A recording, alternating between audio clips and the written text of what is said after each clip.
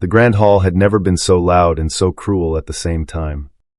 Seraphine stood at the center of it all, not on a platform, not on a stage, but on the cold stone floor where servants walked and dogs were permitted to rest.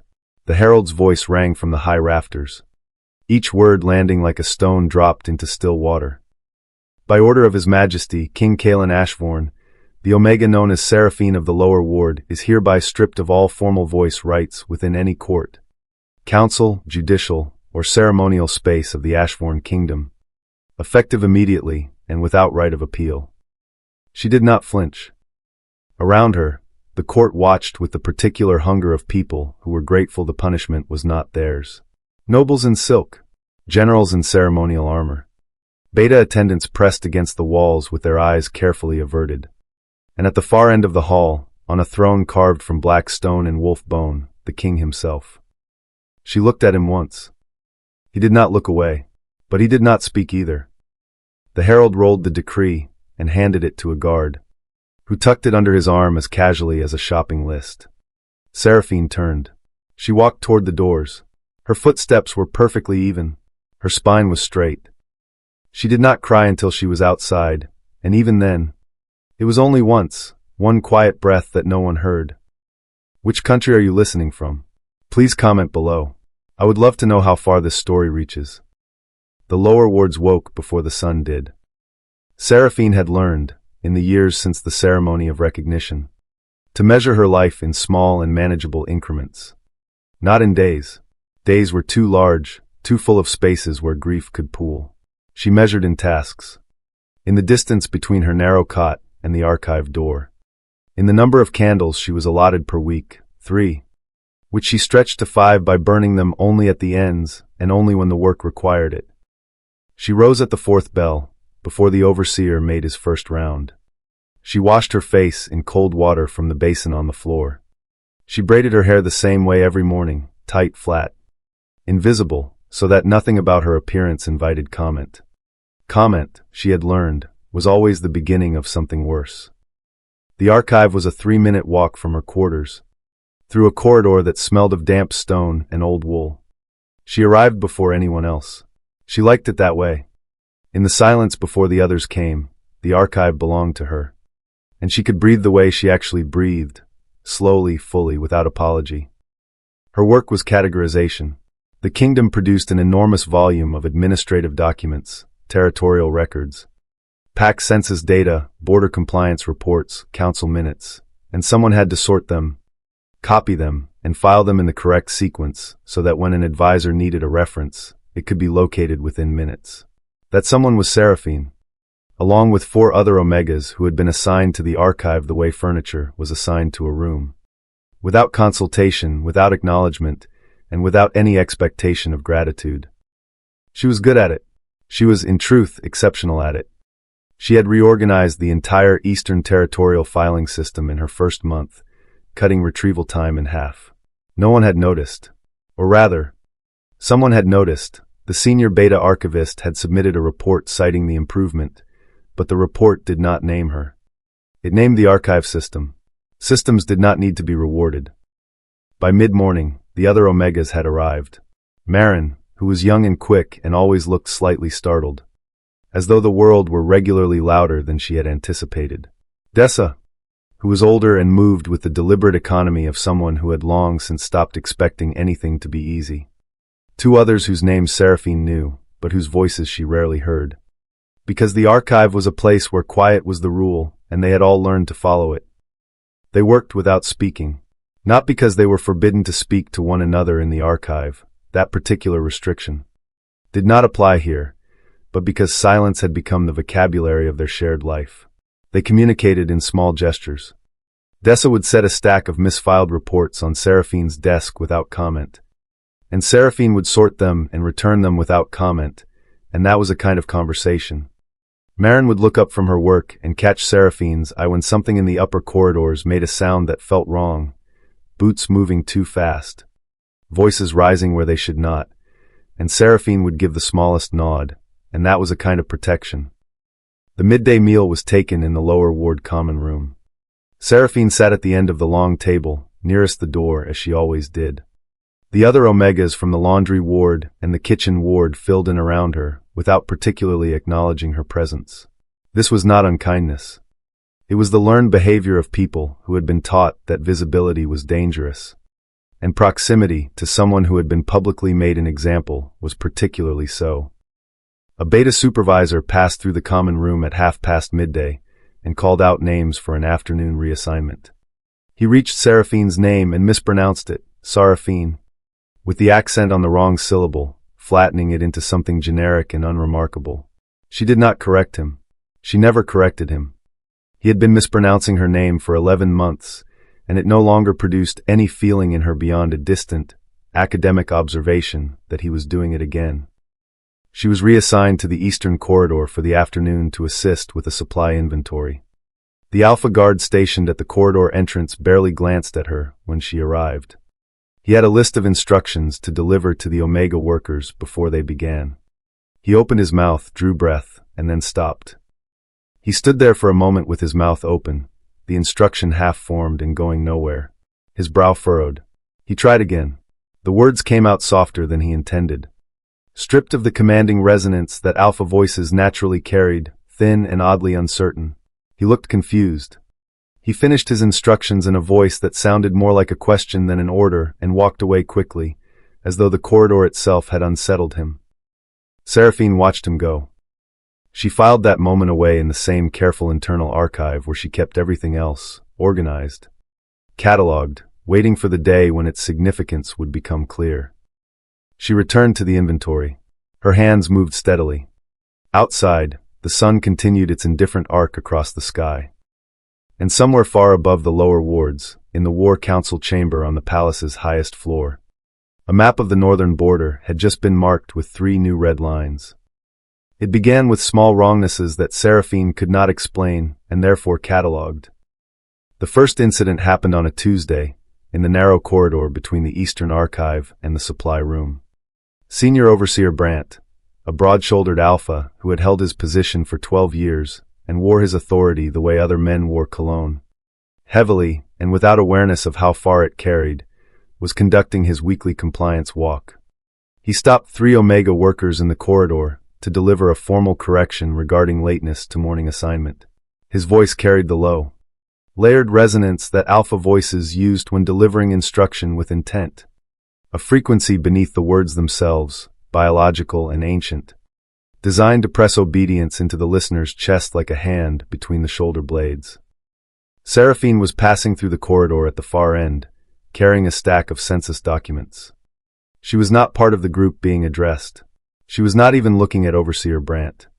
She was reading the top document on her stack as she walked, which she had learned to do smoothly enough that she rarely collided with anything. Brandt's voice reached the 3 Omegas, delivered its frequency, and then something happened that had never happened in 12 years of his tenure. His command resonance simply stopped. Not faded, not softened. Stopped cleanly, as though someone had placed a hand over a vibrating string. The 3 Omegas blinked. Brandt blinked. He tried again, drew breath, pushed the frequency back into his words, and it stopped again. At precisely the same point, the invisible boundary of something he could not see or name. He looked around the corridor with the expression of a man whose chair has been pulled out from under him in a room where no one is laughing. His eyes passed over Seraphine. She was still reading her document, still walking, and she turned the corner and was gone. Seraphine did not know what had happened behind her. She had felt nothing unusual. Only the faintest sensation, like a held breath releasing in her ribcage. Barely perceptible beneath the work of carrying documents and reading numbers. She filed the corridor incident away and kept walking. The second incident happened that same afternoon, and this one she witnessed directly. The Omega workers assigned to inventory that day had finished their task early, and the supervisor had not yet returned to dismiss them. They settled into waiting the way Omegas always settled into waiting, quietly, efficiently, arranging themselves around the edges of the room without taking up more space than necessary. There were 7 of them, including Seraphine. She sat near the back wall, her legs crossed, her hands still in her lap. In the particular quality of silence she had cultivated over years of learning to take up no space. 20 minutes passed, then 30, and slowly, one by one, the other Omegas began to change. It was not a dramatic change. It was not visible to the eye. But Seraphine watched it happen with the careful attention of someone who catalogued things for a living. Dessa, who habitually hunched her shoulders in rooms with high ceilings, straightened. Marin, who always held her breath slightly around alphas, even when none were present, a learned anticipatory fear, exhaled fully and did not seem to notice she had done it. Two of the others, whose names Seraphine was still learning, began to speak to each other in voices that were not whispers. The room felt cleaner, larger, as though a pressure that had always been present had simply ceased. When the supervisor returned and attempted to issue the dismissal command, he stood in the doorway for 4 full seconds without speaking. His frequency would not load. He dismissed them without it, using only words, and left looking as though he had forgotten something important. Afterward, Marin fell into step beside Seraphine on the walk back to the archive. Something felt different in there, she said, keeping her voice low and her eyes forward. I felt like I could think straight, like there was room for it. Seraphine did not answer. The decree did not permit her to. But she looked at Marin, and Marin, who had learned to read the language of Seraphine's expressions with the fluency of someone who had been paying attention for a long time, nodded and let the subject close. The third incident happened after dark, and this one belonged entirely to Seraphine. She was alone in the archive at the end of her extended shift, returning the last of the Eastern Territorial files to their correct positions. The building was quiet. The candles were burning low. And somewhere in the space between placing one document on its shelf and reaching for the next, she felt it. It moved through her the way deep water moves, not a wave, not a current, but a presence. Something vast and extraordinarily still, turning slowly in the dark beneath the surface of her. She stood with her hand outstretched toward the shelf and did not breathe. It was not frightening. That was the thing she would return to later, in the weeks and months ahead. When she tried to understand what had begun that night, it was not frightening at all. It felt like recognition, like something that had been waiting in her for a very long time had simply decided, quietly and without ceremony, that the waiting was over. Outside, somewhere on the boundary of the lower ward, a wolf began to howl, and then stopped abruptly mid-cry, as though the sound had been gently swallowed by the dark. Seraphine lowered her hand. She extinguished the last candle. She walked home in the dark without needing it. She found it on a Thursday, buried beneath a stack of decommissioned ceremonial records in the archive's deepest shelf. A piece of fabric, ivory silk, edged with the pale gold thread that was permitted for Omega attendees at formal recognition ceremonies. It had been folded with care, not her care. She did not remember folding it, and tucked between 2 ledgers as though someone had hidden it there quickly and without time for a better plan. Someone, she understood after a moment, had been her. 11 months ago, the morning after the ceremony of recognition, when she had returned to the archive because she had nowhere else to go and needed something to do with her hands. She held the fabric for a long moment without moving. Then the memory came, the way memories of significant pain always came, not gradually, not mercifully, but all at once fully formed, as though it had been waiting just behind a door and the door had simply opened. The ceremony of recognition was held twice yearly, at the turning of the seasons, in the palace's central rotunda. Every unmated wolf of eligible age attended. The bond recognition process was considered a matter of biological inevitability, not romantic, not chosen, simply real. The thread between fated mates manifested as a physical sensation, warmth in the chest, a pull in the sternum, an involuntary orientation of the body toward the other person, like a compass finding north. Seraphine had not expected anything. She had attended because attendance was mandatory for all palace-resident Omegas. She had worn the ivory silk dress because it was the only formal garment she possessed. She had stood near the back of the rotunda, near a pillar, where she could be least visible and most easily overlooked. And then the doors at the far end had opened, and King Kalen Ashvorn had walked in. She had not felt the bond immediately. It came slowly, the way warmth comes when you step from a cold room into sunlight, first noticed, then undeniable. A pressure in her sternum. A pull so precise and certain that her body turned toward him before her mind had processed what was happening. She pressed her hand flat against the pillar behind her, trying to anchor herself against the feeling. It did not help. Across the rotunda, through the crowd of assembled wolves, Kalen had stopped walking. He had felt it too. She knew it from the way his head turned. Not a search, but an arrival. The movement of someone who already knew where to look. His eyes found hers through 30 feet of candlelit air and silk and ceremony, and for one moment, one single, suspended moment, something moved across his face that was not the expression of a king.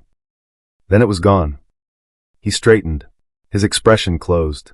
He turned to his chief advisor, who had materialized at his shoulder with the practiced speed of someone whose entire career involved preventing the king from doing inconvenient things.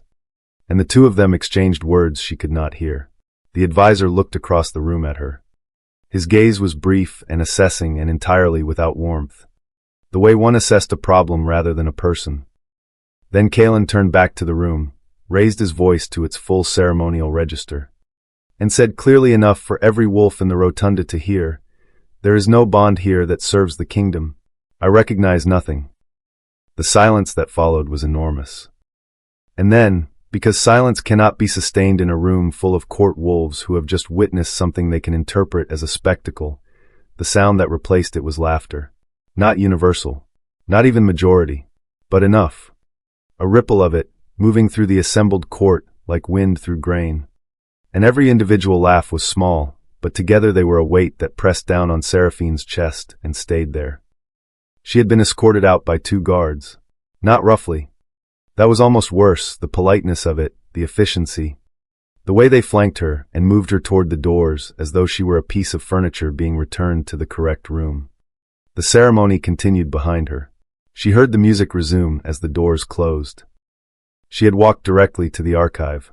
She had folded the ivory dress with careful hands. She had tucked it between 2 ledgers. And then she had sat down at her desk and begun to work. Because work was the only thing she had ever found that reliably filled the space where other things were supposed to be.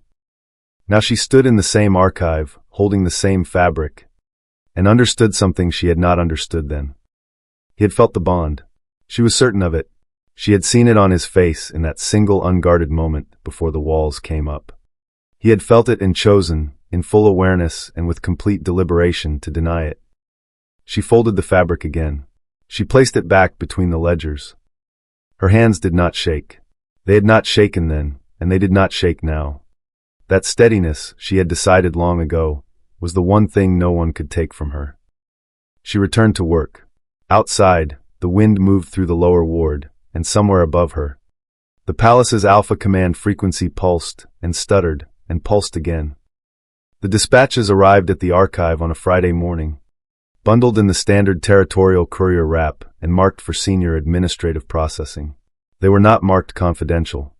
They rarely were, the assumption being that the Omegas who sorted and filed such documents were either unable to understand their significance or sufficiently conditioned not to act on it. Both assumptions, in Seraphine's case, were incorrect. She opened the first bundle at her desk and began to read. The Northern Border Report was 43 pages long, dense with territorial coordinates and pack movement data, and the kind of dry bureaucratic language that most readers found impenetrable. Seraphine did not find it impenetrable. She had been reading these reports for 11 months and had developed, out of sheer intellectual necessity, a fluency in the specific dialect of administrative understatement that kingdom officials used when they were describing something alarming and did not want to say so directly. The phrase coordination anomaly in a border report meant failure. The phrase frequency inconsistency in a command network assessment meant the alpha dominance signal that held territorial boundaries in place was misfiring. And the phrase strategic vulnerability assessment recommended meant that someone in the upper echelons of the palace had looked at the situation and concluded that the kingdom's borders were, at this moment, genuinely open to exploitation. All 3 phrases appeared in the first 12 pages. Seraphine set the report down. She picked it up again. She read those 12 pages a second time with the focused attention she gave to things that mattered. And when she finished the second reading, she sat very still at her desk for a long moment, her hands flat on the paper, her eyes on the middle distance. The northern border had been breached. Not militarily, not yet, but the rival Thornvale pack, which had been pressing at the kingdom's northeastern edge for 3 generations. had apparently identified something in the last 6 weeks that they found sufficiently encouraging to move a significant number of their wolves to within 40 miles of the boundary line. The border garrison had reported 3 separate incidents in which Thornvale scouts had crossed the boundary marker, been met with the standard Alpha Command frequency warning, the invisible wall of dominant resonance that said this territory is held and you will not advance, and had simply kept walking. The command frequency warning had not worked. Seraphine read the garrison commander's account of this with the close attention of someone who recognized the shape of a thing she had been watching happen on a smaller scale for weeks. The commander described the failure with the baffled frustration of a man whose most reliable tool had stopped functioning without explanation. He had checked the command relay towers. He had verified that his alpha officers were at full frequency capacity. He had run every diagnostic available to him and found nothing wrong with any component of the system. The frequency was being generated correctly. It simply was not landing. It was dissolving before it reached its target. Seraphine understood, in that moment, with a clarity that arrived not as a shock, but as the quiet completion of something that had been assembling itself in her mind for weeks, that she knew what was causing it. She had been in the Eastern Corridor 11 days ago. The Eastern Corridor Command Relay Tower was one of the 12 that anchored the Northern Border Frequency Network. She had sat in the inventory room for 30 minutes 3 weeks ago, directly beneath the junction point of the palace's central command signal. She had walked the same route through the lower ward every morning for 11 months, a route that passed within 40 feet of the primary frequency amplification node that served the entire northwestern quadrant of the kingdom. Every place she had been, every space where Alpha Command frequencies had failed or faltered in her proximity. She mapped them against the border disruption data in the report with the same methodical precision she applied to territorial filing, and the pattern that emerged was not subtle. It was not ambiguous. It was a direct and unmistakable correlation between her presence and the progressive deterioration of the kingdom's alpha dominance network. She had been dismantling the kingdom's defenses simply by existing in it. A different kind of person might have felt horror at this, might have felt guilt or urgency, or the instinct to present herself to the palace authorities and confess, and offer to help and make herself useful in the way that Omegas were expected to make themselves useful, by placing their gifts in the hands of those who ranked above them and stepping back. Seraphine felt none of those things. What she felt was something quieter and more complicated and, she recognized, more honest. She felt the specific, precise sensation of a person who has spent years being told they are nothing and has just discovered documentary evidence that they were never nothing at all. That the silence imposed on her had not diminished her. That every year of compression and suppression and careful invisibility had simply been pressure. Applied to something that did not break under pressure. It only became more concentrated. She was not destroying the kingdom's defenses maliciously. She was not doing it consciously. She was doing it by breathing, by being present, by existing in her full, unmedicated, unsuppressed, unsilenced self in spaces that had been built to exclude people exactly like her. She thought about the silver-threaded dampener jewelry she had worn from childhood until the day the decree was issued, the day the guards had taken even that from her, believing they were removing an ornament rather than a leash. She thought about what 11 months of slow, accumulating, uncontained presence had done to a command network spanning 400 miles of border. She placed the report carefully back in its courier wrap. She tied it with the same knot it had arrived in. She set it in the processing stack with every other document, in the correct position, with the correct filing notation written in her precise and unhurried handwriting. Then she looked at the ceiling for a moment, in the direction of the palace floors above her, where she knew Kaelan Ashvorn was sitting in his war council, trying to understand why his kingdom was coming apart at the frequency seams. She looked back at her desk. She picked up the next document in the stack and began to read. She was not ready to act yet, but she was no longer simply enduring. Something had shifted. She could feel it the way you feel a season change, not in a single moment, but in the accumulated weight of small evidences until the truth of it becomes undeniable. The waiting was ending. Something else was beginning. She did not plan it the way generals plan things, with maps and contingencies and formal structures of command.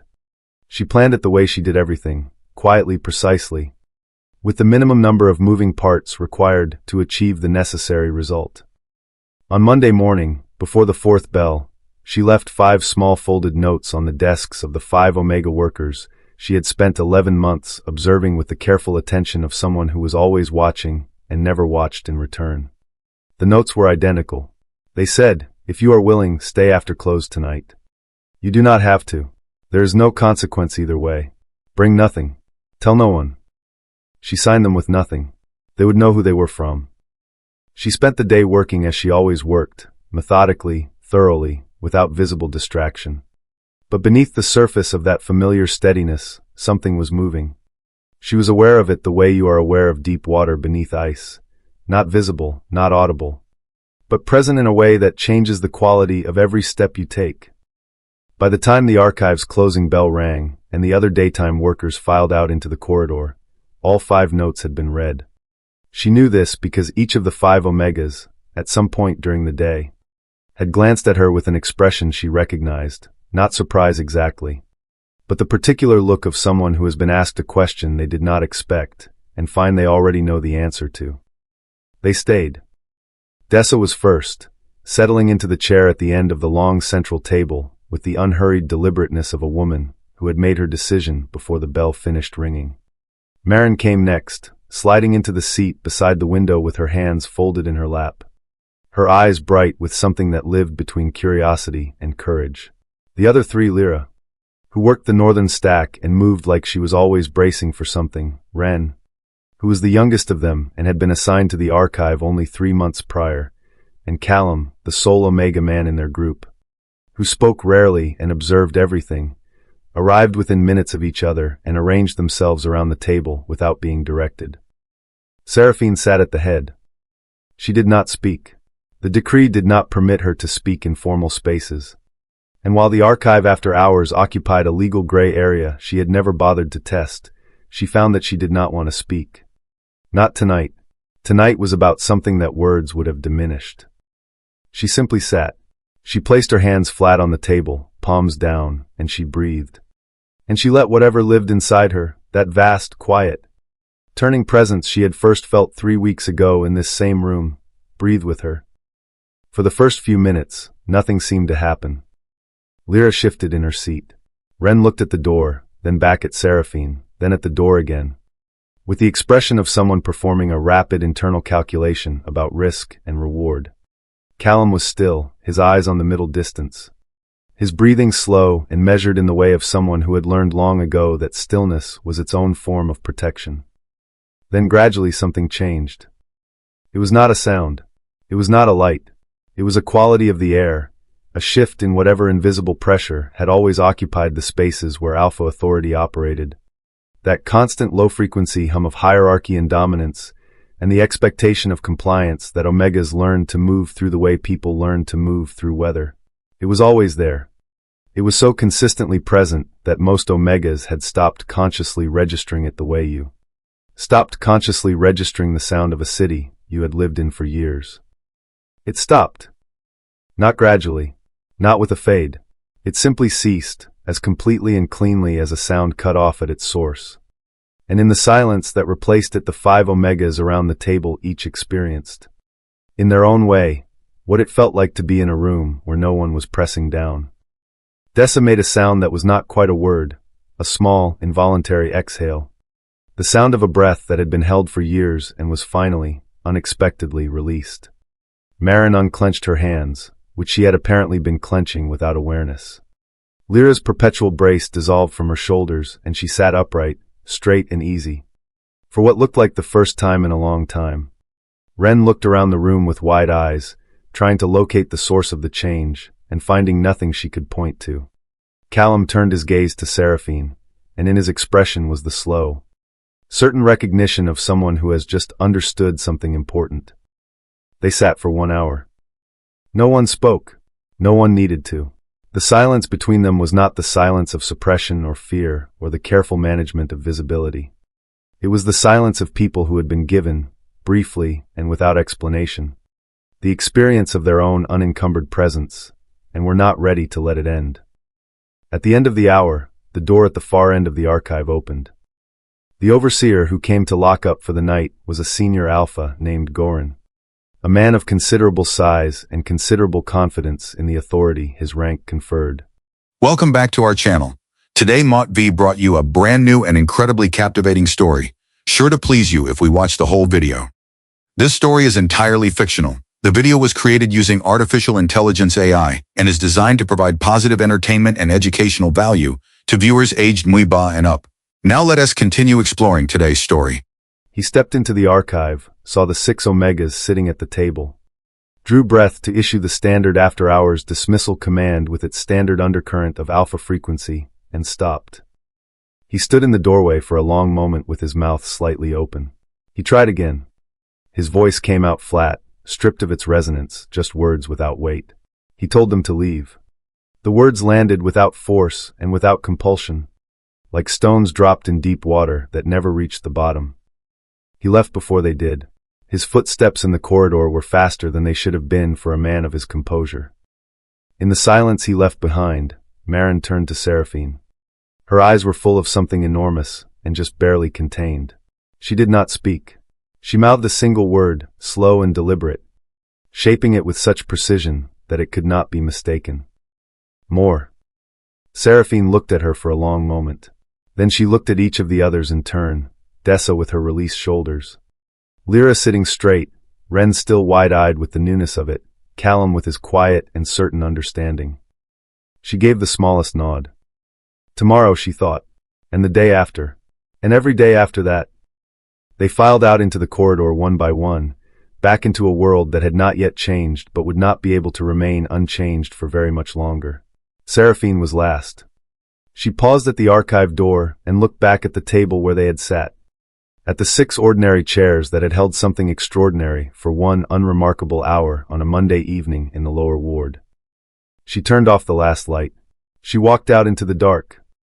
Above her, in the palace's upper floors, another command relay tower had just logged its 4th consecutive frequency failure of the week. The War Council met at the 7th bell, as it always did, in the high-ceilinged chamber on the palace's uppermost floor, where the windows faced north and the maps on the walls were updated every morning by a team of cartographers who worked through the night. Kalen stood at the head of the table and looked at the faces of the 8 men and 2 women who constituted his senior military and territorial command, and he understood, from the quality of their collective stillness, that the news was worse than yesterday's news, which had already been worse than the day before. General Havelock spoke first, because Havelock always spoke first. It was his particular form of loyalty, absorbing the initial impact of bad information so that the king received it secondhand, slightly cushioned. The Thornvale forward position has advanced another 6 miles overnight, he said. The boundary command frequency held for approximately 40 seconds before dissolution. The relay tower in Sector 9 has now logged 17 consecutive failures. 17, Kalen repeated. 17, Havelock confirmed, with the expression of a man who wished the number were different. The council spoke for 2 hours. They proposed solutions, additional alpha officers deployed to the border, manual frequency amplification through direct physical presence, a diplomatic contact with the Thornvale Pack leadership that everyone in the room knew would be interpreted as weakness. Kalen listened to each proposal with the attention he gave all strategic information, evaluated it against everything he knew about territorial dynamics and pack psychology and the specific mechanics of the alpha dominance network, and found every proposal insufficient. Because none of them addressed the actual problem. The actual problem was not the border. The border was a symptom. The actual problem was the command frequency itself, the fact that it was failing not because of any external attack or technical malfunction, but because something inside the kingdom's own territorial boundaries was systematically dismantling it. Something that his chief technical advisor, a beta named Soren, who had spent 30 years studying frequency mechanics, had described in his most recent report as an internal resonance event of unknown origin and unprecedented scale. Unknown origin. Kalen had read that phrase 4 times when the report first arrived on his desk. And each time he read it, he felt the specific discomfort of a man who suspects he knows the origin and is not yet ready to say so out loud. At the 3rd hour, When the council had exhausted its proposals and the conversation had circled back to its beginning for the second time, Kalen dismissed them. One by one they filed out, leaving behind the particular atmosphere of rooms in which serious people have failed to solve a serious problem, heavy, slightly stale, weighted with unspoken worry. He stood alone at the map table. He pulled Soren's frequency analysis report from the stack at his right hand and turned to the appendix at the back, which contained the geographic mapping of every documented frequency failure in the past 30 days. Small red marks, each one precisely located, each one dated. He had looked at this map before, twice. In fact, and both times he had looked at it, he had experienced a sensation he recognized as recognition trying to surface through a layer of deliberate resistance. He stopped resisting. He looked at the map with the full and honest attention he had been withholding. And what he saw was not a random distribution of technical failures. What he saw was a pattern, a movement, a presence, traveling through the palace and its grounds on a route so consistent and so regular that it could only belong to one person whose daily movements he had not consciously tracked, but apparently had recorded somewhere beneath the surface of his awareness. The Eastern Corridor, the Lower Ward Supply Room, the Archive Building, the Northern Stack, the route between the Lower Ward Quarters and the Morning Assignment Hall. Her route. He said her name aloud in the empty room, and the sound of it was strange in his mouth, not because he had forgotten it, which he had not, but because he had spent 11 months training himself not to say it, and the muscles required had stiffened with disuse. Seraphine. The word fell into the empty chamber and did not echo. The room absorbed it, the way the room absorbed everything, impassively and without judgment. He sat down. This was unusual. Kalen did not sit during working hours except at the council table during formal sessions. Sitting was a concession to physical limitation that he associated with weakness, which was an association he had inherited from his father and never examined closely enough to discard. But he sat now, in the chair nearest the map table, because his legs had made the decision before his mind had approved it. He thought about the ceremony of recognition.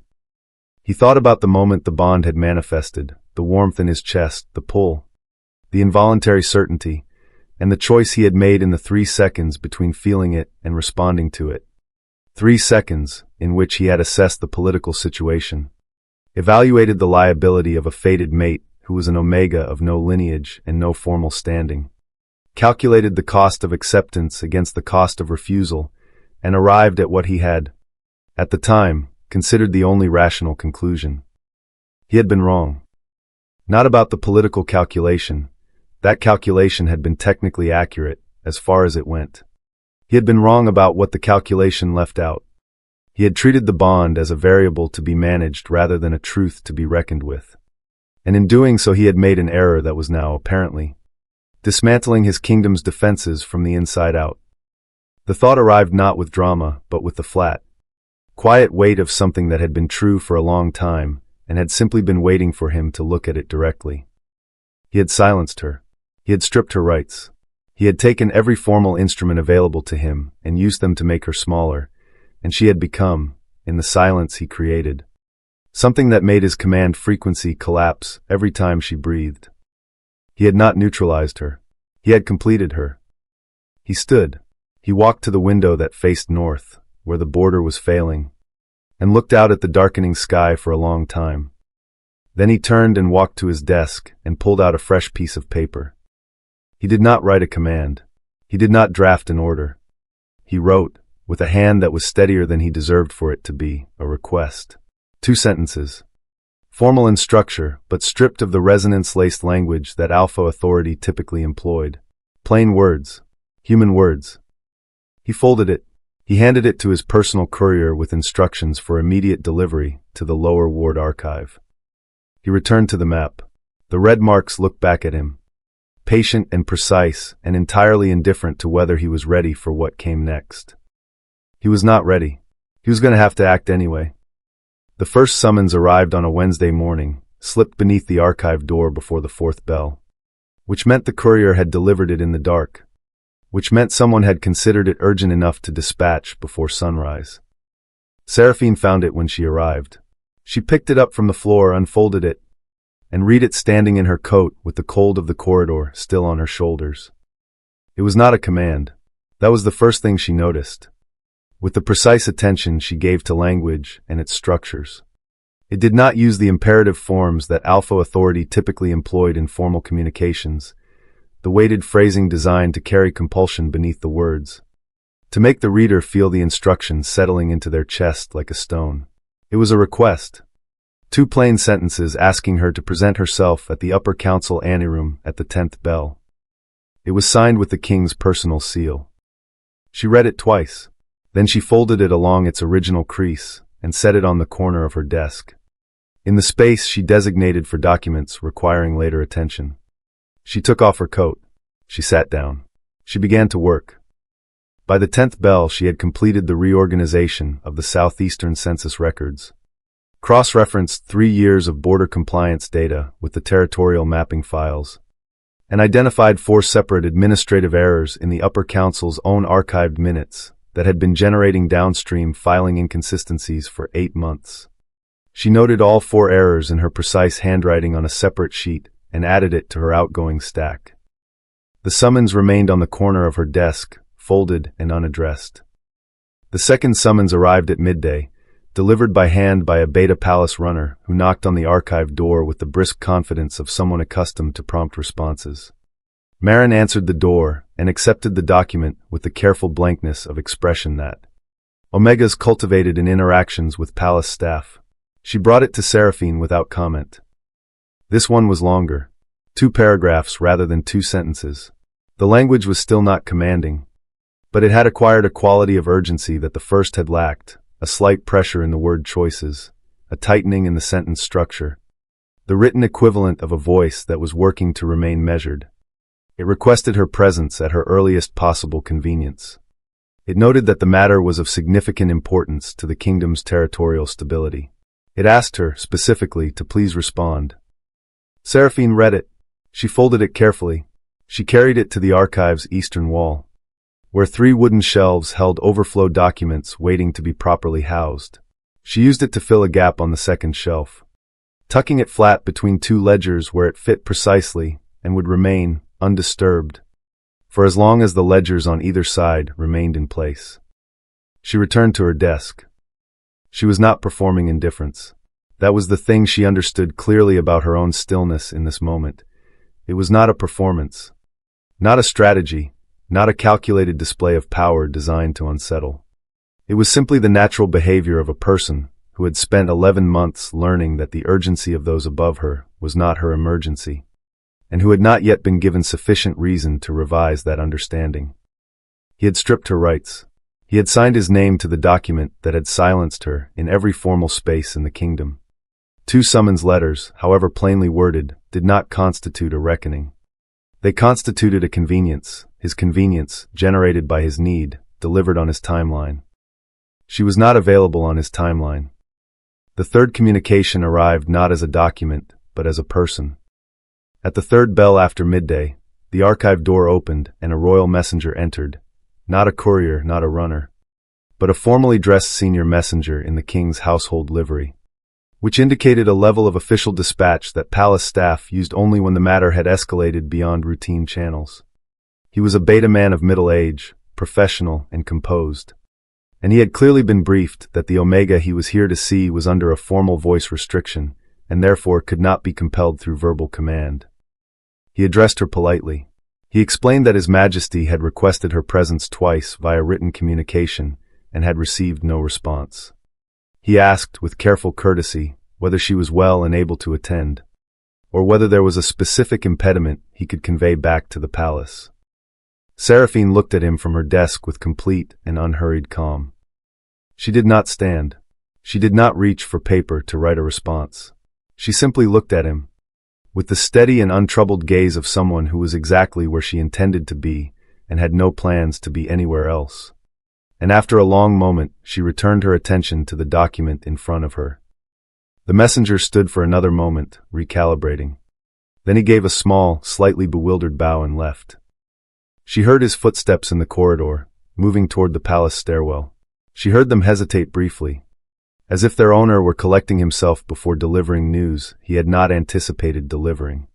Then they continued upward, growing fainter with each floor until they were gone. Somewhere above her, she knew, a man was receiving a report he had not expected. A report that said she was present, that she was well, that she simply would not come. She picked up her pen. She continued her work. The afternoon light moved across her desk in its slow and indifferent arc, and Seraphine moved with it, steady and unrushed.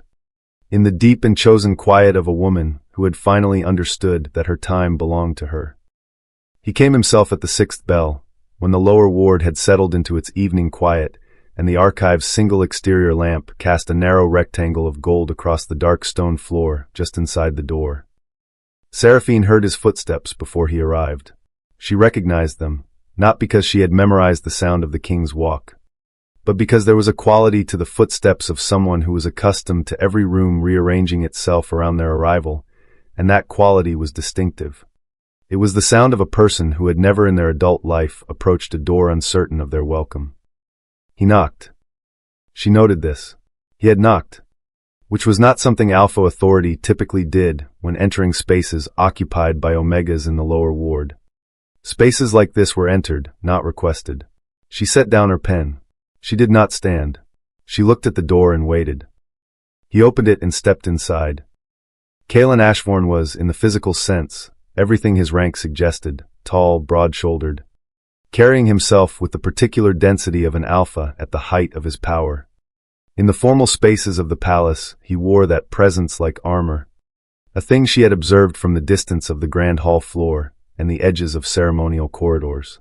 Here, in the low-ceilinged archive with its shelves of categorized documents and its smell of old paper and candle wax, something about the armor did not fit quite right. The room was too small for the version of himself he usually inhabited, and she watched him make the adjustment, a slight recalibration, a settling, and found the watching interesting. He looked at her. She looked at him.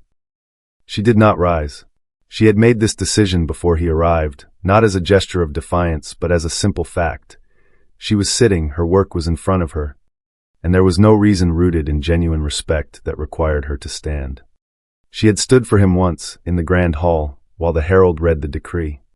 She did not intend to make a habit of rising at his entrance.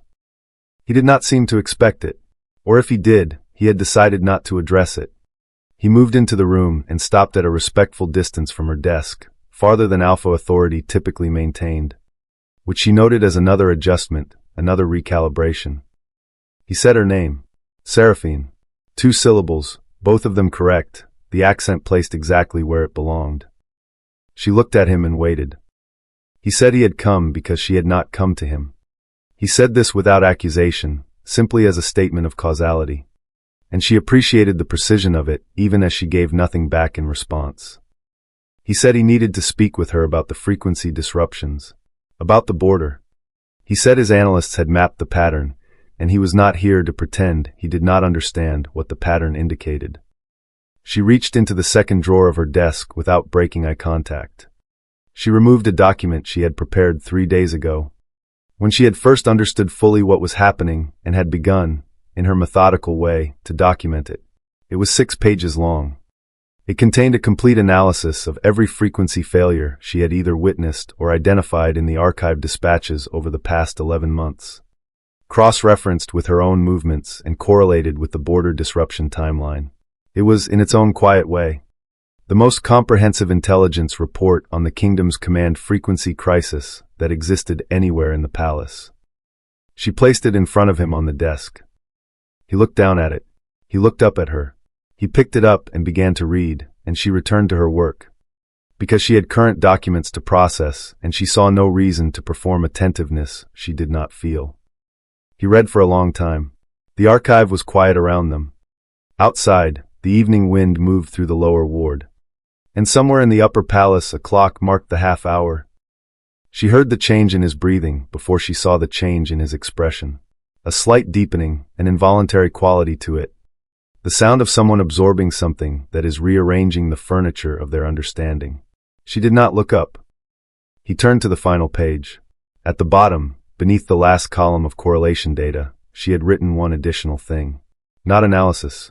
Not data.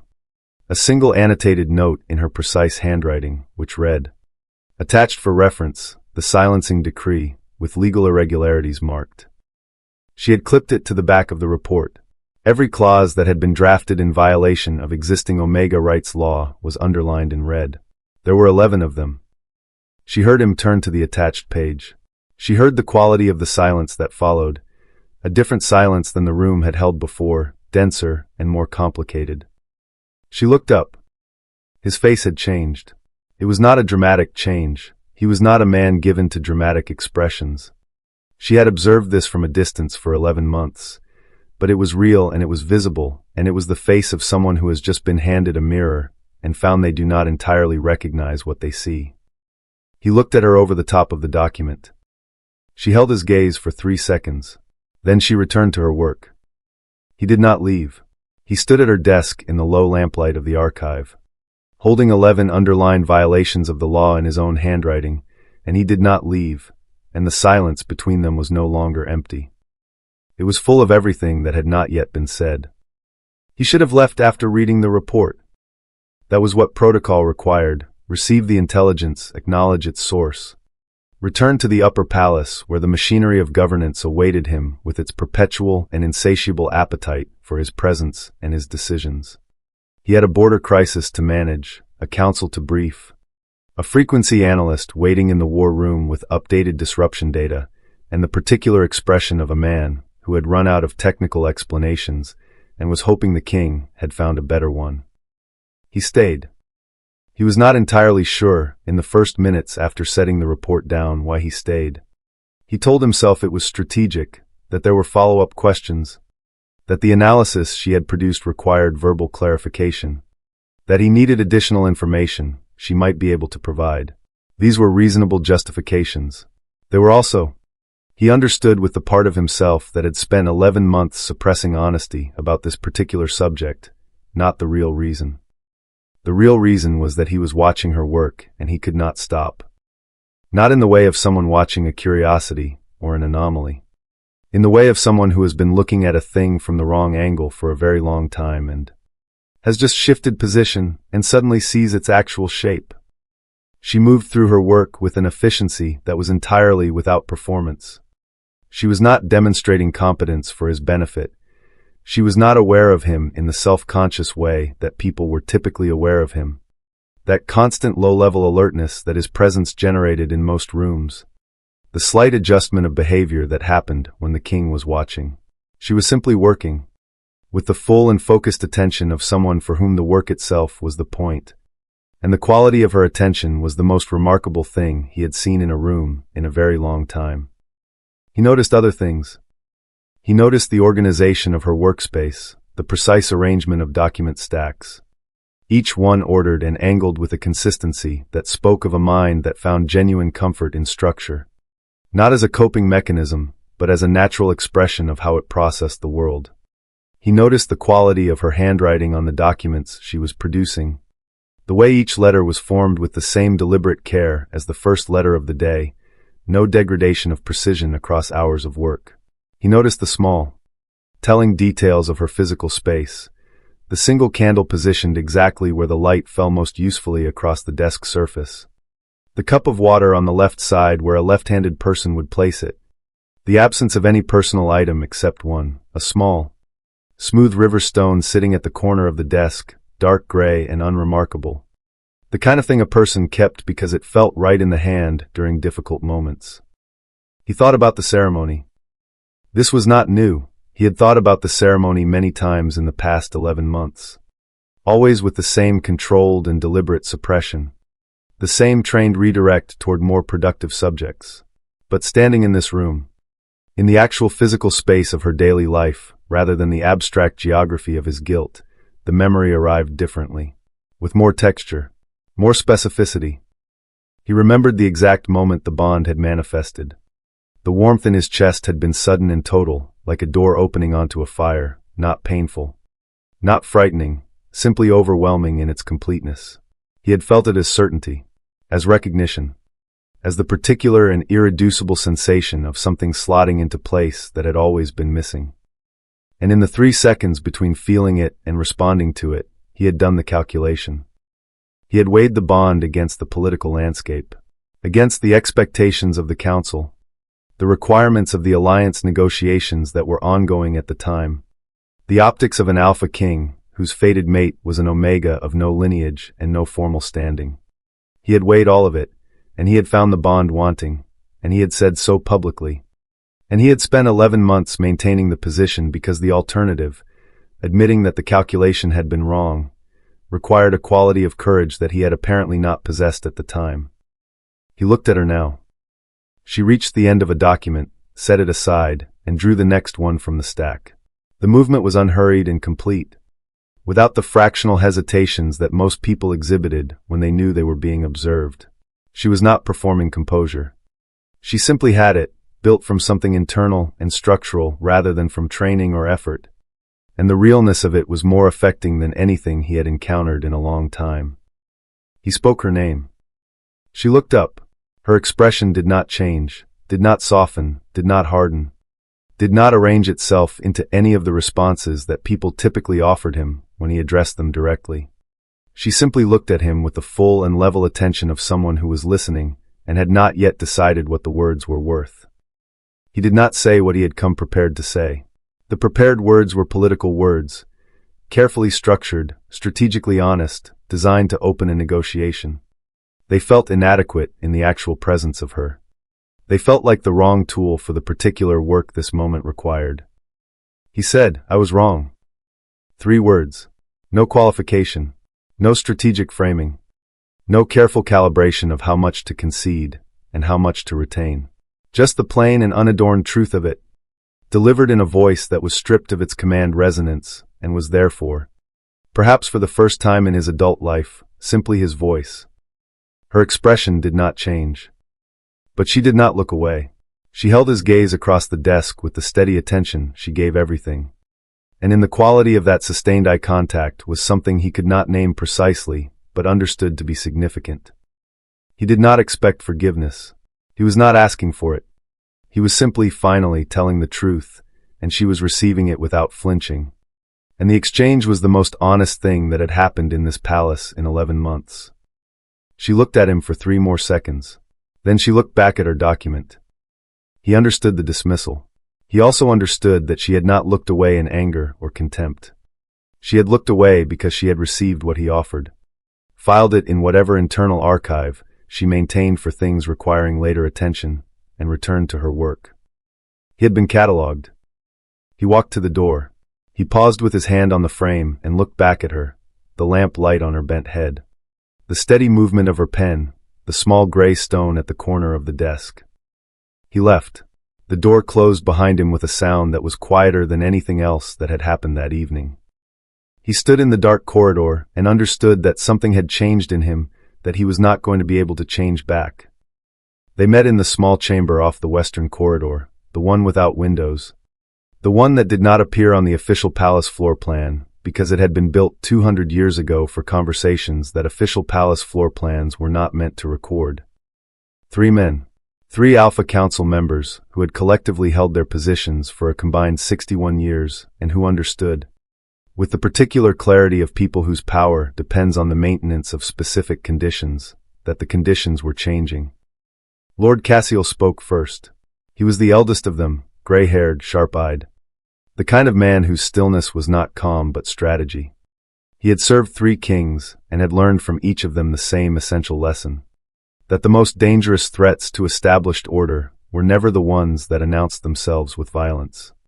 They were the ones that accumulated quietly, in the margins, in the spaces that power forgot to watch. "The Omega has been meeting with others," he said. "Lower ward workers.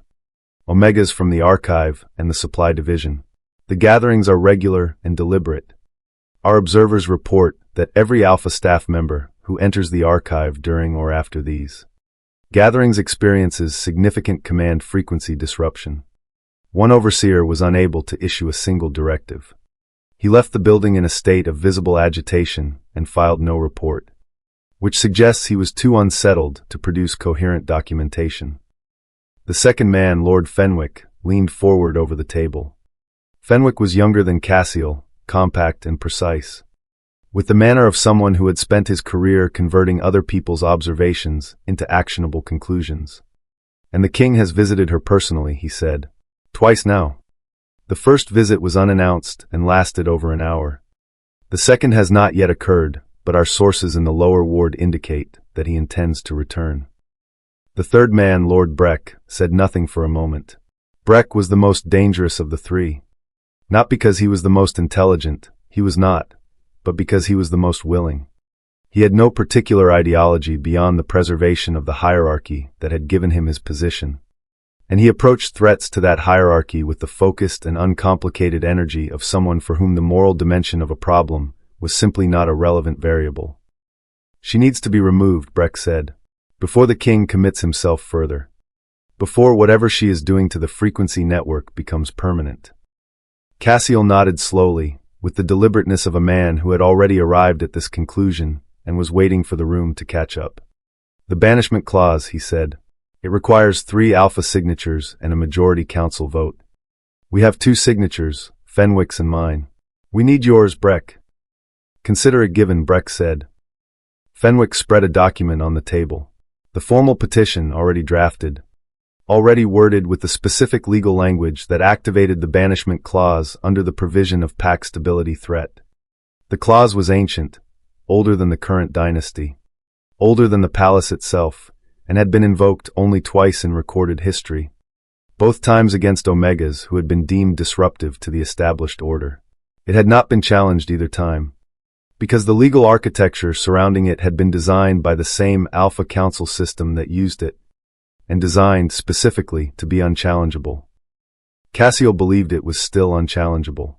He had not yet read the annotated copy of the silencing decree currently sitting in the king's private study, with 11 legal irregularities underlined in red. They signed. All 3. The ink was dry before the meeting ended. Seraphine did not know about the meeting in the windowless chamber. She knew about the watching. Marin had told her 3 days ago, with the careful understatement of someone delivering information they hoped was less serious than it felt, that she had noticed a palace staff member lingering near the archive entrance during the evening gatherings, lingering with the specific quality of purposeful idleness that meant observation rather than coincidence.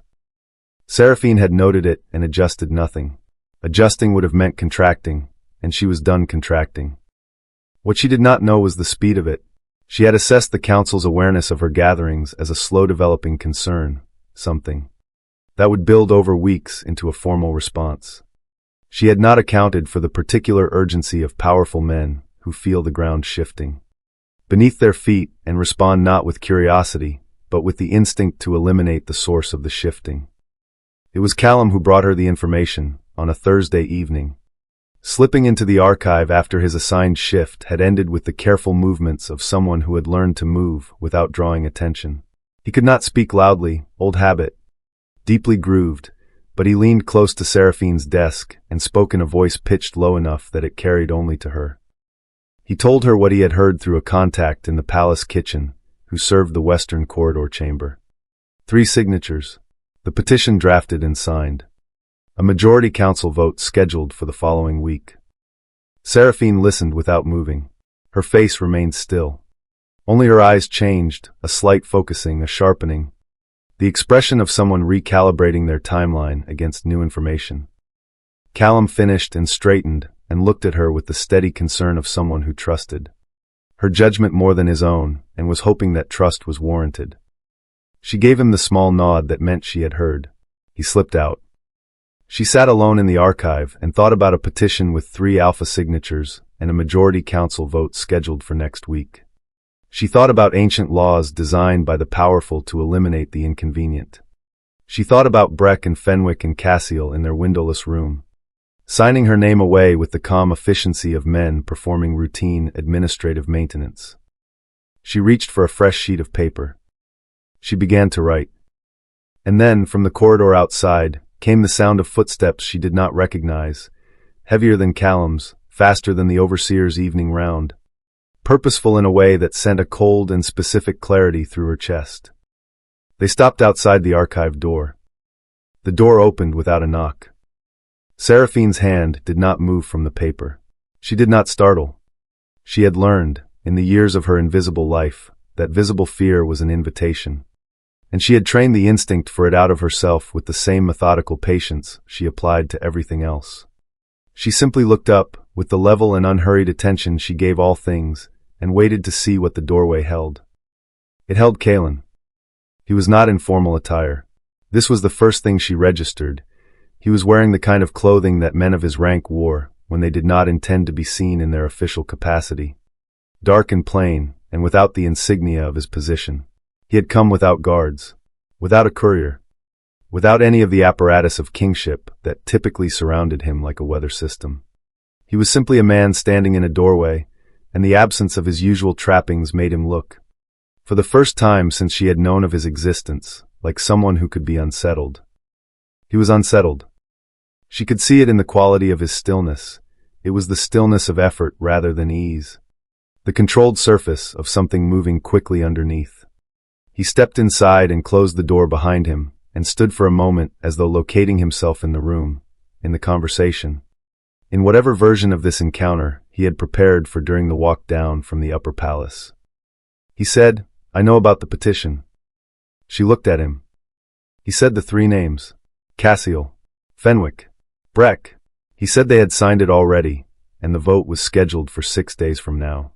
He said the banishment clause, once invoked with a majority vote, moved to execution within 48 hours, and that the legal architecture surrounding it had been designed to prevent appeal or intervention from any party, including the Crown. He said all of this in a voice that was measured and clear, and entirely without the commanding resonance that alpha voices used when they wanted their words to carry extra weight. He was using only words, plain words delivered plainly, and she understood that this was itself a choice, a deliberate setting aside of the tool that his rank had given him, and that she had spent 11 months dismantling anyway. She reached for a piece of paper. She wrote, "Why are you telling me this?" She turned the paper and slid it across the desk toward him. He looked at it for a long moment. Then he pulled the chair from the corner of the room, not the chair nearest her desk, but the one farther away, as though he was conscious of distance and its meaning, and he sat down. He leaned forward with his elbows on his knees, which was not a posture she had ever seen him use, and he looked at the floor for a moment before he looked at her. He said, "Because you deserve to have it." She wrote, "That is not an answer." He read it. He was quiet for long enough that the silence acquired texture, not uncomfortable but weighted. The silence of a person assembling something honest from materials that were not always easy to work with. He said, "Because the council is moving against you, and I am the reason you are vulnerable to them. I put you in the lower ward. I signed the decree that stripped your formal protections. Everything they are using against you exists because I built the legal and social conditions that made it possible." He paused. He said, "I am not telling you this to ask for absolution. I am telling you because the information is yours by right, and I have been withholding things from you by right for long enough." Seraphine looked at him across the desk in the low light of the single candle and felt something move in her chest that she did not immediately identify. It was not warmth, not yet, not the easy warmth of trust restored. Because trust was not a thing that could be restored in a single honest conversation after 11 months of deliberate harm. It was something more complicated and more durable than warmth. It was the sensation of being seen accurately, of having the correct accounting given, without softening, by the person who owed it. She picked up her pen. She wrote for a moment. She folded the paper and held it out to him. He crossed the room and took it from her hand. Their fingers did not touch. He unfolded it and read it, and she watched his face in the candlelight as he did. It read, "Then change the law." 4 words. No qualification. No strategic framing. No concession to the difficulty of what she was asking. Just the plain and irreducible demand of a person who had spent 11 months being governed by laws designed to diminish her and had arrived at the place beyond patience where only the direct thing would do. He stood holding the note for a long time.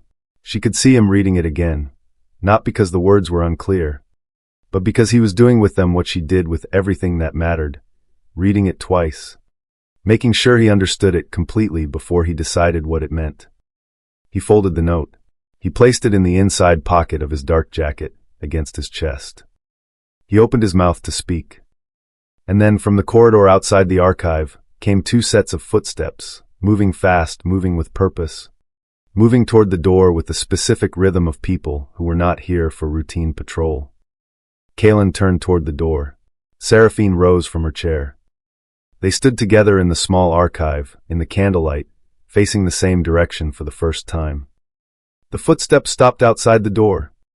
The footsteps outside the archive door belonged to two palace guards and a council herald, which was a specific combination that Seraphine recognized immediately as official rather than threatening, the bureaucratic face of power rather than its fist. The herald carried a sealed document and delivered it to Kaelin with the careful formality of someone performing a duty he found personally distasteful, but professionally necessary.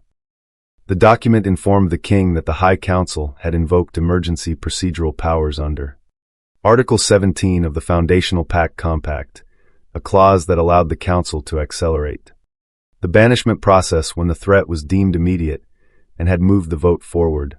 It had already occurred, conducted by written ballot among the 9 council members during the evening session, with 6 votes in favor. The banishment clause was now active. But the document contained a second element that was not a banishment order. It was an invocation of the severing right. Kaelin read this part twice, and the quality of his silence as he read it was different from any silence Seraphine had observed from him before. It was the silence of a man encountering something that frightened him, and the fright was not political. It was visceral. He explained it to her in a low and careful voice, with the note she had written still pressed against his chest in his jacket pocket. The severing right was ancient, older than the banishment clause, older than the dynasty, older than most of the legal architecture that governed pack life. It had been designed, in its original form, to dissolve bonds that had become corrupted or dangerous. A ritual severing of the frequency connection between mated wolves, conducted through a concentrated application of combined alpha command resonance directed at the bond itself. In its original form, it was painful but survivable.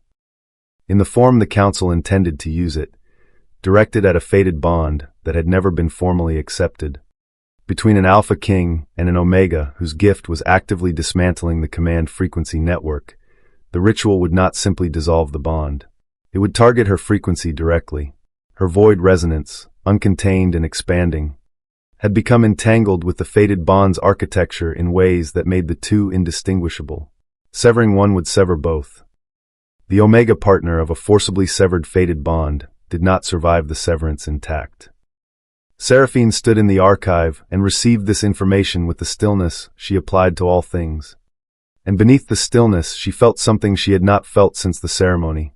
Not fear exactly, but the sharp and clarifying sensation of a situation that had become fully real.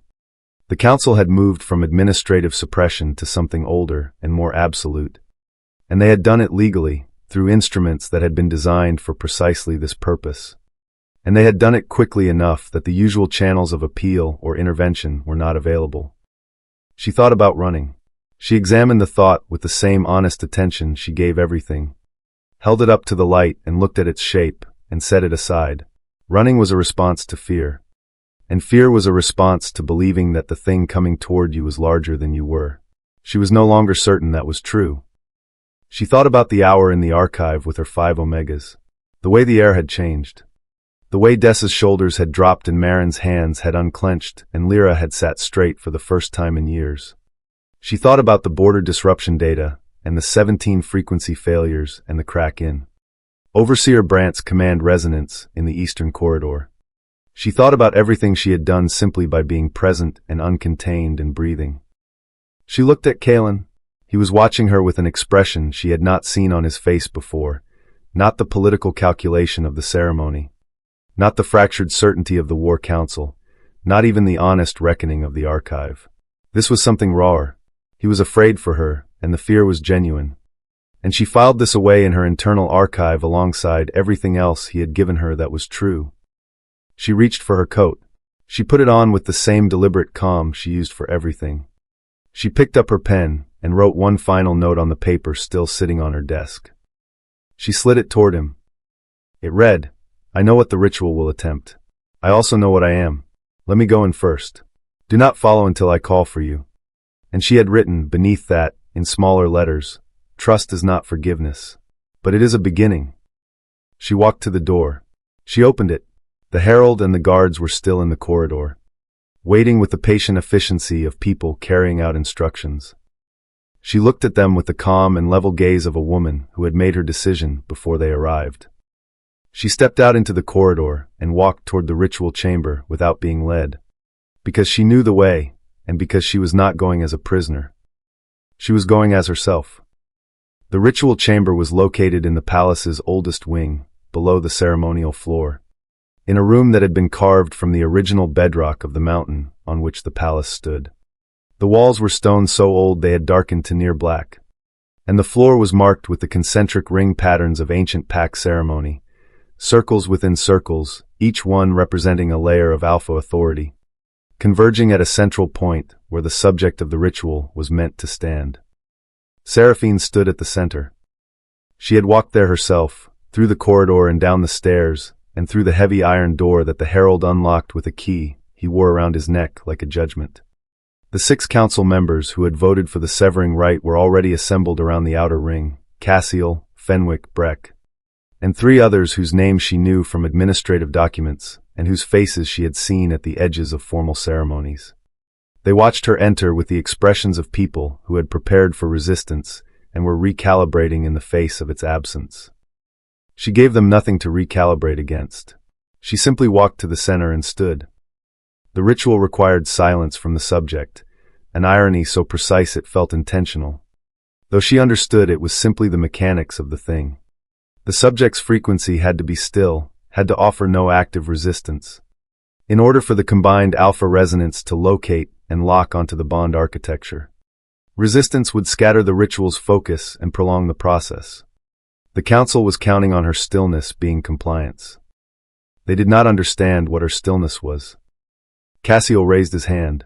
The other 5 alphas positioned themselves at equal intervals around the outer ring, and the ritual began. It began as sound, or rather as something beneath sound.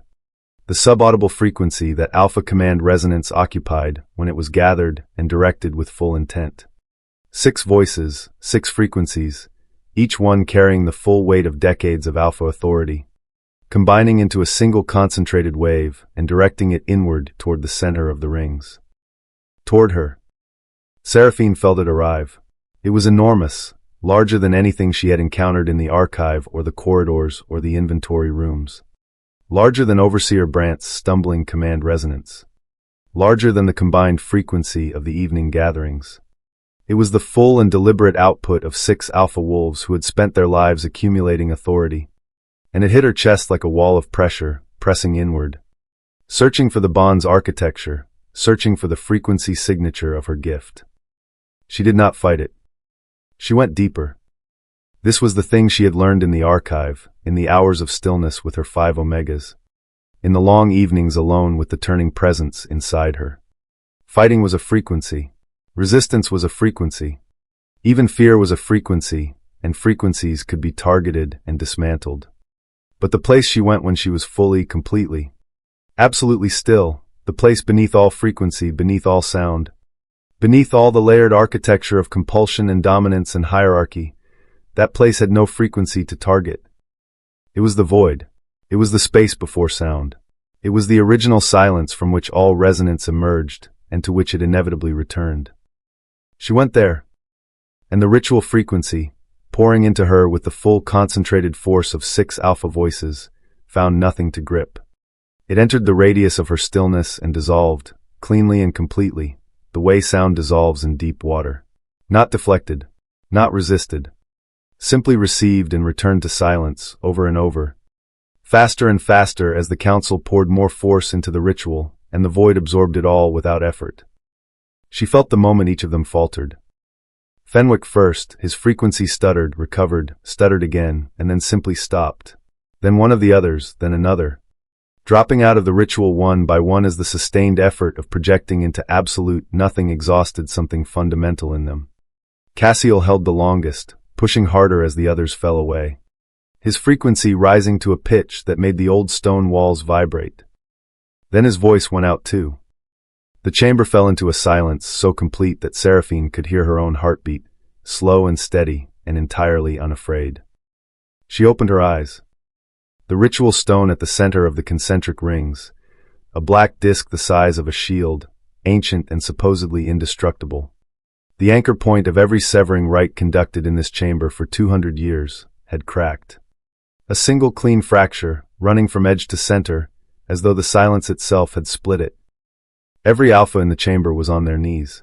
Not compelled, not commanded, simply brought down by the sheer resonant weight of what had just happened. Their bodies responding to something their minds could not yet articulate. Seraphine stood at the center of the broken stone and breathed. The door to the ritual chamber opened behind her. Kalen stood in the doorway. He looked at the 6 council members on the floor. He looked at the cracked ritual stone.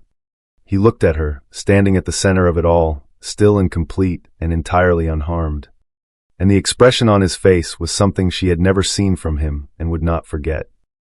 It was not surprise. It was not relief. It was witness, the full and undeniable recognition of someone seeing a truth they had been too small to understand until this moment. She turned to face him. She did not speak. She did not need to. The full court assembled the following morning. This was not Seraphine's doing, it was Kalen's. He had sent the summons before dawn, to every council member, every noble house representative, every military commander, every beta administrator and ceremonial officer who held a formal position in the palace hierarchy. The summons said only that there was a matter of kingdom law requiring immediate address, and that attendance was not optional. They came because he was the king, and they had no legal basis to refuse. They filed into the grand hall with the wary energy of people who had heard competing versions of the previous night's events and were not certain which version to believe or how to position themselves in relation to it. The council members who had participated in the ritual entered last, moving with the careful deliberateness of people whose bodies had not yet fully recovered from something their understanding could not entirely encompass. Cassiel's face was composed. Fenwick would not look directly at the center of the room. Breck sat in his chair with his hands flat on the table and stared straight ahead with the expression of a man who had made a calculation that had failed and was still in the process of accepting the failure. Seraphine entered from the side door. She wore no formal attire. She was dressed as she always dressed, simply, practically, in the dark clothing of the lower ward that she had never been offered reason to replace. She carried nothing. She wore nothing on her wrists or throat. Her hair was braided flat and plain the way it was every morning when she rose before the 4th bell and prepared herself for another day of invisible labor in a kingdom that had decided she did not merit visibility. She walked to the center of the grand hall. Not to the side, not to the edges, where omegas were customarily positioned in formal court proceedings when they were permitted to be present at all. To the center, to the exact point on the cold stone floor where she had stood 11 months ago while the herald read the decree that stripped her voice. And she had walked away with her spine straight and her footsteps even and her grief contained in a single quiet breath that no one heard. She stood there now, and she was different, and the room felt it immediately. The quality of the air shifted the moment she took her position. It was not dramatic, there was no visible change, no light or sound or physical phenomenon that could be pointed to and named. It was subtler and more total than that. It was the sensation of a pressure that every person in the room had lived inside for so long that they had stopped perceiving it, suddenly and completely lifting. Alpha wolves throughout the hall experienced the same thing simultaneously. The command frequency they generated automatically. The low and constant hum of dominance that was as natural to them as breathing simply ceased to operate. Not suppressed, not blocked, dissolved, gently and completely, in the radius of her standing still. Several of the senior alphas tried to speak and found their voices worked, but their resonance did not. Their words arrived as only words, stripped of the compulsive underlayer that gave alpha speech its particular authority in formal settings. They sounded, for the first time in their professional lives, like people rather than commanders. Seraphine did not look at them. She moved to the center of the hall's ceremonial floor, where the official documents of court proceeding were displayed during formal sessions, spread across a long stone table in the customary arrangement. Each one weighted with the seal of the authority that had produced it. She looked at the table for a moment. Then she began. She lifted the silencing decree first. She held it in both hands and looked at it, not with anger, not with theatrical performance, but with the quiet and complete attention of someone saying goodbye to something that had cost them enormously. Then she set it back on the table and placed her hands flat over it. The document dissolved. Not burned, not torn, not destroyed by any visible force.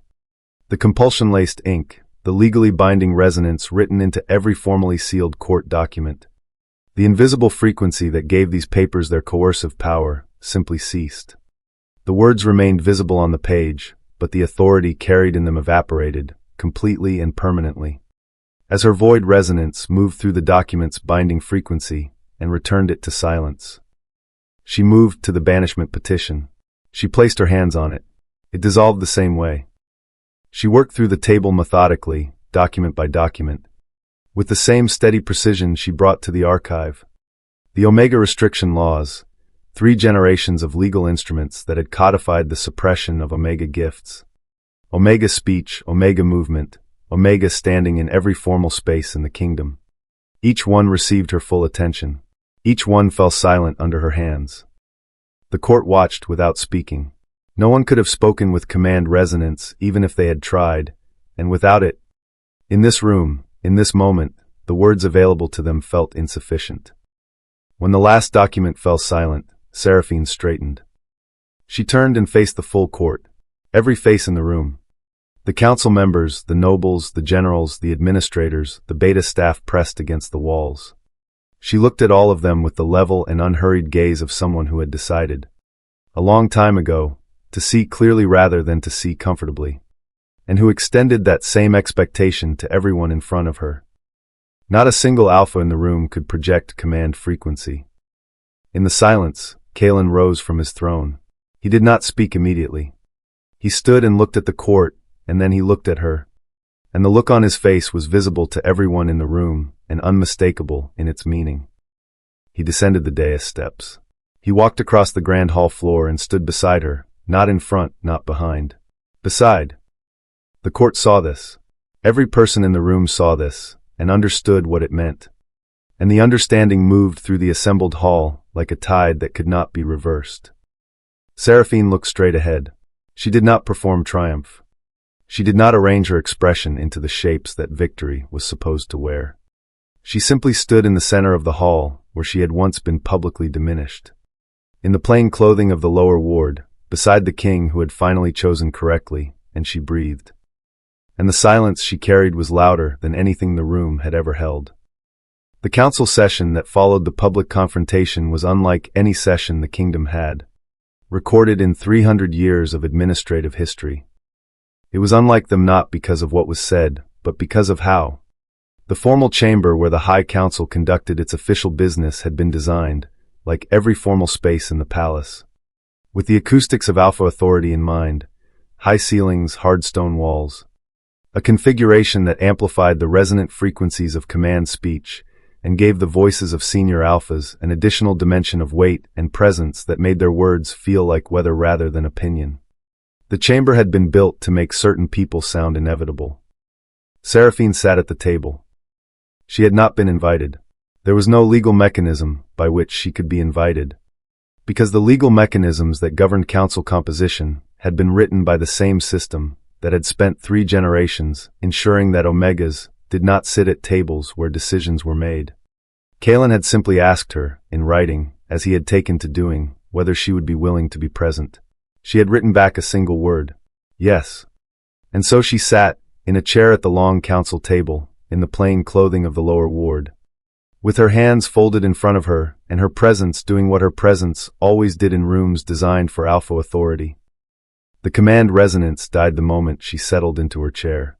Every alpha in the room felt it, the quiet, complete dissolution of the frequency layer beneath their voices, the subtraction of the compulsive weight that had always accompanied their words in this space.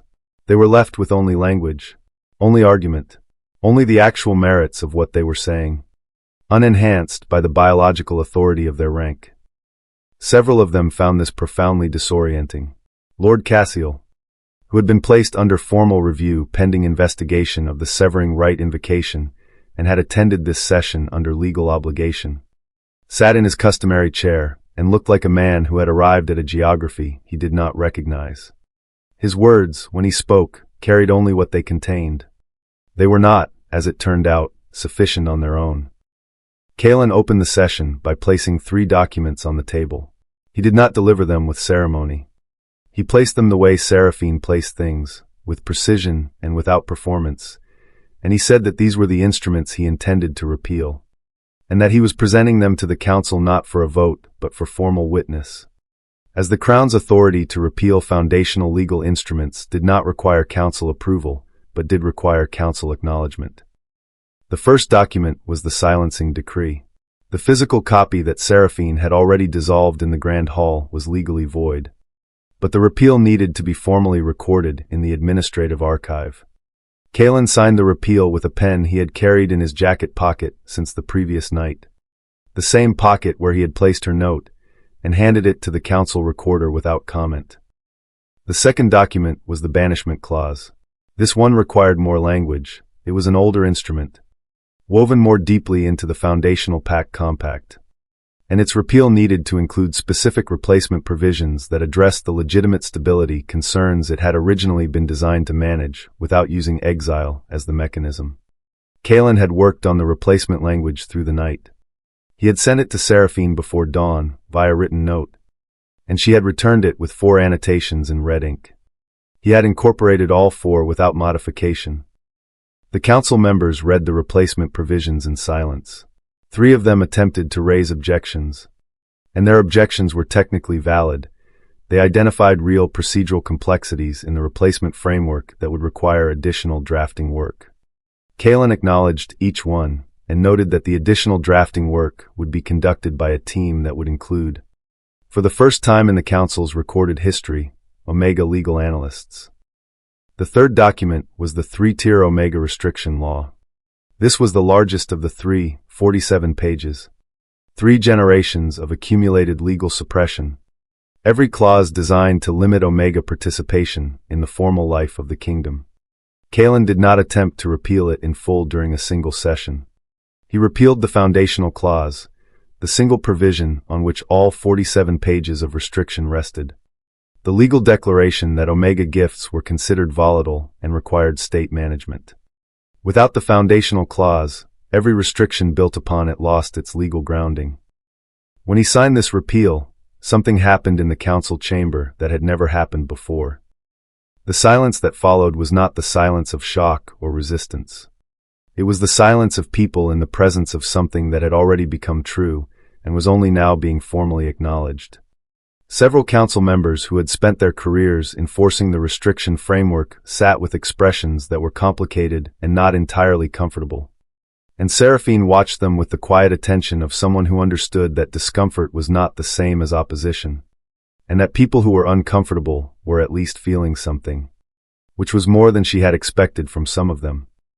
After the session, as the council members filed out into the corridor, Marin appeared at the chamber door.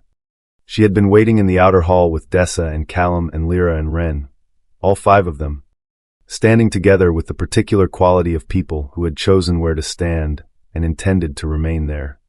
When she saw Seraphine emerge from the chamber, Marin pressed both hands flat against her own chest, over her heart. No words. The gesture said everything. Seraphine stopped in the doorway. She looked at the 5 people who had sat with her in the archive on a Monday evening, when she had asked them to trust her without explanation, who had felt the air change and stayed anyway, who had mouthed the word more in the candlelight and meant it with their whole selves. She placed her own hand over her heart. She held it there for a moment. Then Kalen appeared at her shoulder. He stood close, not touching, not presuming, but present in the specific way of someone who had chosen where to stand and also intended to remain. The corridor held all of them, the king, the Omega who had dismantled his laws with her silence, and the 5 people who had trusted her first, before anyone else understood what she was.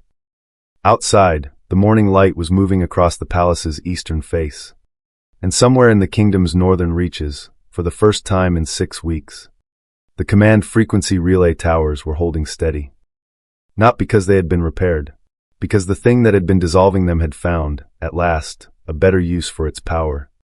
The archive had not changed. This was the thing Seraphine noticed when she returned to it on the evening after the council session, that the room was exactly as it had always been, with its shelves of categorized documents and its smell of old paper, and its single lamp positioned where the light fell most usefully across the desk surface, and the small gray river stone at the corner where she had always kept it. The room did not know what had happened in the ritual chamber or the grand hall or the council session. It was simply itself, as it had always been, and she found this deeply comforting in a way she could not entirely articulate.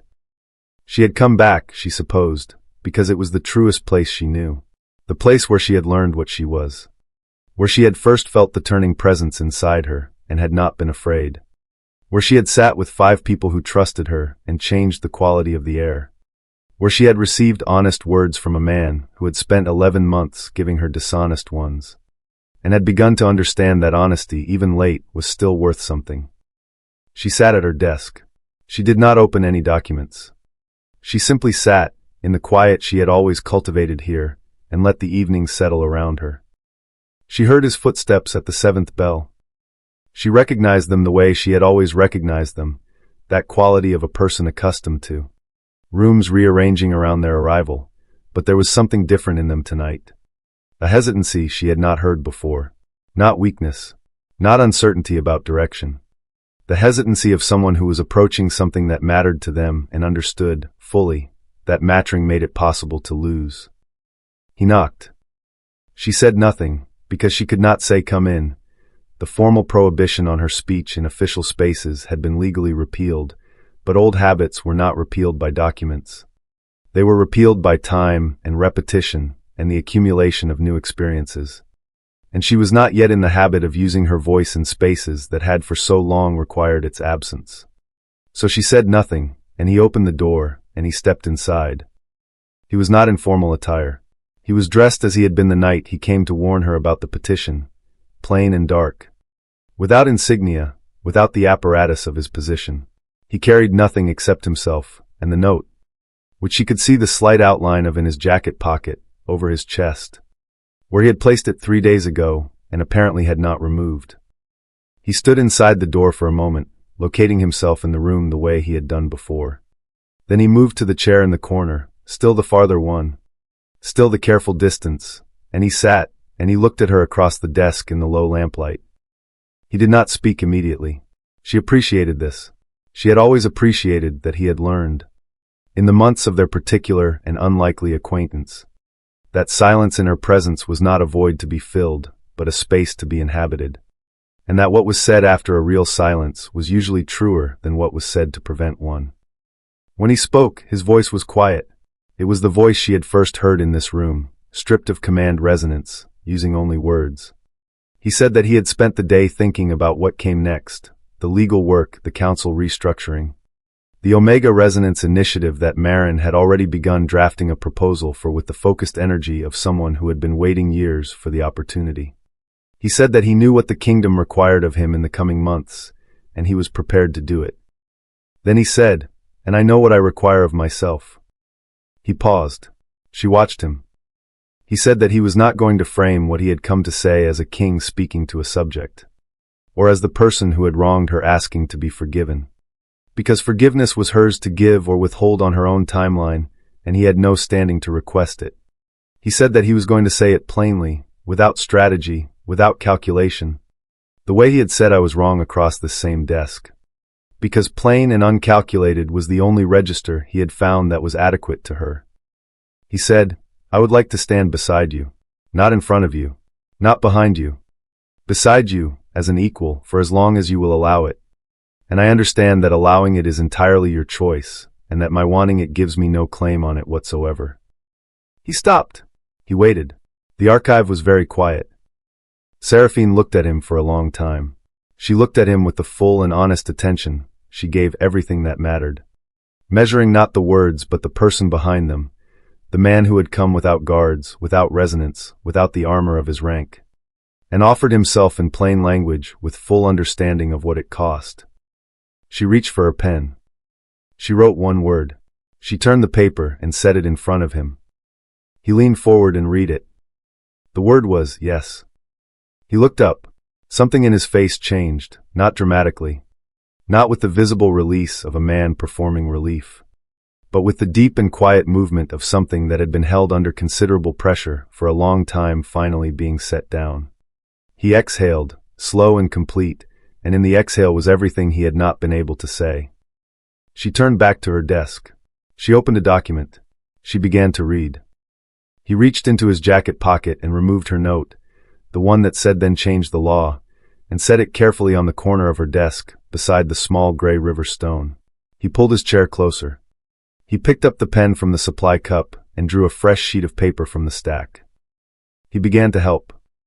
They worked in silence for 2 hours, side by side in the lamplight of the archive that had been her refuge and her stronghold and her first true home in the palace. And the silence between them was not the silence of suppression or distance or the careful management of visibility.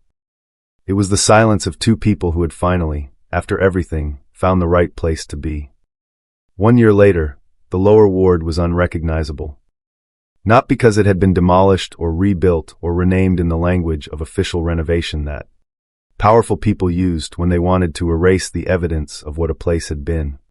It had been transformed from within, slowly and deliberately, by the people who had always lived and worked there and who had simply, at last, been given the legal and structural permission to build something that reflected what they already knew themselves to be. The punishment ward, the long gray building at the eastern edge of the lower ward where Omegas who violated restriction laws had been held in administrative detention, where the walls were thick enough to muffle sound and the windows were positioned too high to see out of, had been emptied, cleaned, and reopened as the Omega Resonance Sanctuary. Marin had written the founding proposal in 3 days, working through the nights with the focused intensity of someone who had been composing this document in their mind for years without paper to write it on. The sanctuary was a training center and a refuge and a research institution simultaneously, a place where Omegas could come to identify the nature of their gifts, to develop them under guidance, to understand what they carried without fear of state suppression or forced management. The first cohort of 12 had arrived 6 weeks after the sanctuary opened its doors. The current cohort numbered 47. Dessa ran the residential program.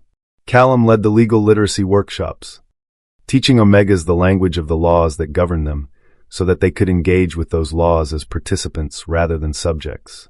Lyra, whose perpetual brace had dissolved in the archive on that first Monday evening and had not returned, coordinated the outreach program that traveled to lower-ranked pack settlements across the kingdom to find Omegas who had never been told that what they carried had a name. Ren taught the youngest ones. She was exceptionally good at it. The Equal Resonance Council had convened its 4th formal session the previous week.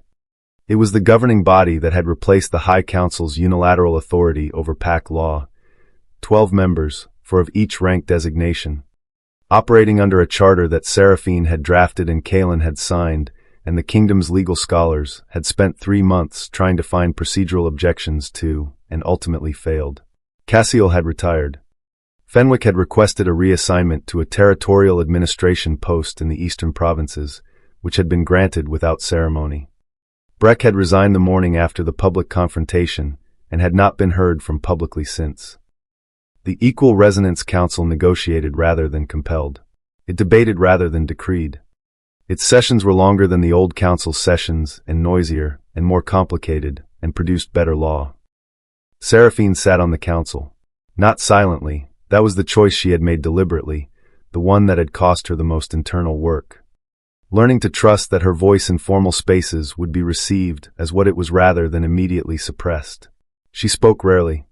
She had not lost the understanding, earned across years of imposed silence, that words used sparingly carried more weight than words used freely. When she spoke in council, the room listened with the particular attention that people gave to things they understood were worth the wait. Kaelin sat beside her. He had been a better king in the past year than in the preceding decade, and he knew it, and the knowing was not comfortable. And he had decided that discomfort in the service of accuracy was preferable to comfort in the service of error. He deferred to her judgment in matters of Omega policy without requiring her to explain herself twice. He had learned to read her silences with the fluency of someone who had spent a year paying close attention. On a morning in early autumn, in the hour before the council session, Seraphine sat at the window of the room she now occupied in the palace's eastern wing, not the grand quarters of formal rank, but a suite of rooms she had chosen herself. Overlooking the lower ward and the sanctuary's newly painted roof, and the gardens that Lyra's outreach volunteers had planted in what had been the punishment ward's exercise yard. She had a cup of tea. She had the morning quiet that belonged entirely to her. She placed her hand flat against her abdomen, where new life had been turning quietly for 3 months. Unhurried and certain in the way of things that know they are arriving in the right place at the right time. She thought about the girl who had stood on the grand hall floor in the plain clothing of the lower ward while a herald read the words that stripped her voice. She thought about the walk to the archive afterward, the careful folding of the ivory silk, the hands that did not shake. She understood now what she had known then without words to name it. That silence was not the absence of power. That the things taken from you could not take what you were. That the most disruptive force in a kingdom built on noise was a woman who had learned, in the long and difficult school of being dismissed, how to be absolutely, sovereignly, magnificently still. She picked up her tea. Outside, the sanctuary's morning bell rang, clear and unhurried. Traveling across the lower ward, and up through the palace's eastern face, and out into the kingdom beyond, where 47 Omegas were waking to a day that belonged to them. Seraphine listened until the bell finished. Then she rose and dressed, and went to do the work. Her story has come to an end, but our journey together continues. If you found this story inspiring and meaningful, please like the video to support me. Do not forget to subscribe to the channel and turn on notifications so you do not miss the next empowering stories. And if you have any thoughts about the characters, her journey, or want to share your own story, please comment below. I really look forward to reading and chatting with you.